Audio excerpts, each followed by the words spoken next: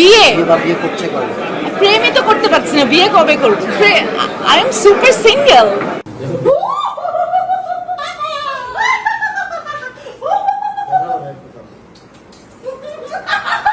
কান সৈকতে চলছে ৭৭তম আন্তর্জাতিক কান চলচ্চিত্র উৎসব। অভিজ্ঞতা অর্জনের জন্যই এবারের উৎসবে যোগ দিয়েছেন অভিনেত্রী আসনা হাবিব ভাবনা। সেখানে বিভিন্ন দেশের সিনেমা দেখছেন, পরিচালক ও অভিনয় শিল্পীদের সঙ্গে মতবিনিময় করছেন। এবার কান থেকে নতুন সিনেমায় যুক্ত হওয়ার খবর জানালেন ভাবনা।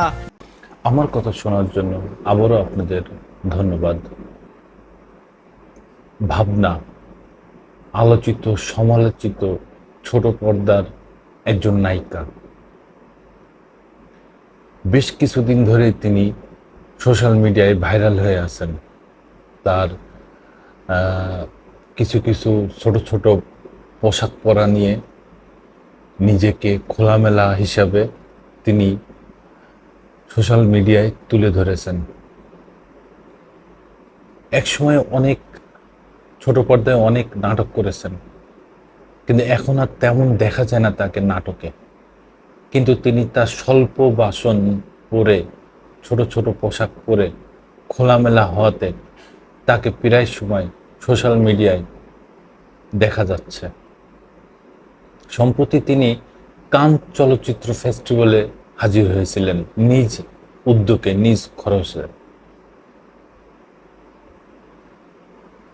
কান চলচ্চিত্র ফেস্টিভ্যালে ওখানে মানুষ ইনভাইটেশনে যায়, সারা পৃথিবীর অভিনেতা অভিনেত্রীরা সেখানে ইনভাইটেশনে যান, কিন্তু বাংলাদেশ থেকে কেউ ইনভাইটেশনে যায় না, কারণ ইনভাইটেশন পায়ও না।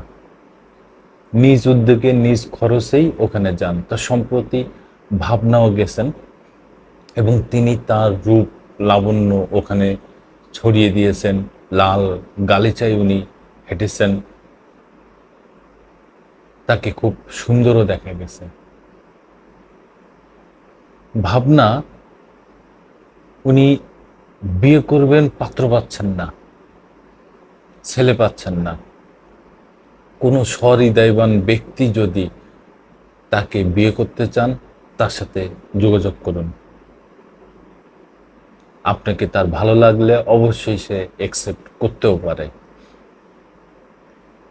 বিভিন্ন সময় বিভিন্নভাবে উনি সোশ্যাল মিডিয়ায় আসেন এবং তার যে ছোট ছোট পোশাক, খোলামেলা পোশাক, এগুলো দেখিয়ে উনি ভাইরাল হওয়ার চেষ্টা করেন।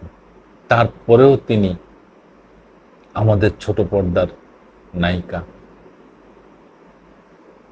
বিভিন্নভাবে ওনাকে আমরা দেখি।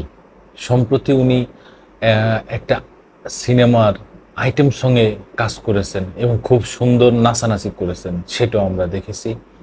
এবং উনি কান চলচ্চিত্র থেকে এসে একটা সিনেমার ঘোষণা দিয়েছেন যে উনি একটা সিনেমা করতেছেন।